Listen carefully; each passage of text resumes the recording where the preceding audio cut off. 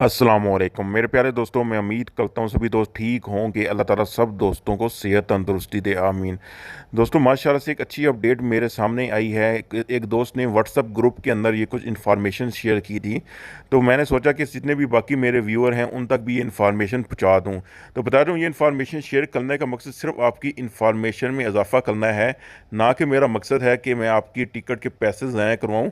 सिर्फ आपको बताना मकसूद है कि आप लोग भी जा सकते हैं। जो लोग सोच रहे हैं कि ये नुकसान की बात है तो वो ना देखें, क्योंकि ये काम जो है ये रिस्क वाला है। ऐसे ही है, जो लोग रिस्क लेना जानते हैं या लेना चाहते हैं तो वो ये वीडियो देख सकते हैं। तो बता दूं, ये दोस्त ने रैसर खैमा PIA की टिकट बुक करवाई थी। ये तस्वीरें आपकी स्क्रीन पर आ रहा है। इसका बोर्डिंग पास भी देख सकते हैं और इसका सिग्नल भी चेक कर सकते हैं। इनका सिग्नल रेड था।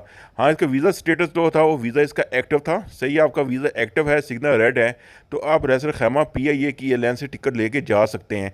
लेकिन ये भी एक रिस्क है, जब तक उनकी सख्ती कोई नहीं होती है। याद है लास्ट ईयर में शारजा वालों ने परमिशन दी थी, वैसे ही अभी रैसर खैमा वालों ने परमिशन दी हुई है। इसके अलावा एयर अरेबिया, एयर ब्लू और PIA से भी आप कंफर्म कर सकते हैं। तो शारजा जा रहे हैं, वो भी कुछ लोगों को लेके जा रहे हैं। ये एक रिस्क है, अगर लेना चाहते हैं तो आप ट्रैवल कर सकते हैं। वो सभी तो चैनल पर नए हैं, चैनल को ज़रूर सब्सक्राइब करें। मिलते हैं नेक्स्ट वीडियो में। अल्लाह हाफिज़।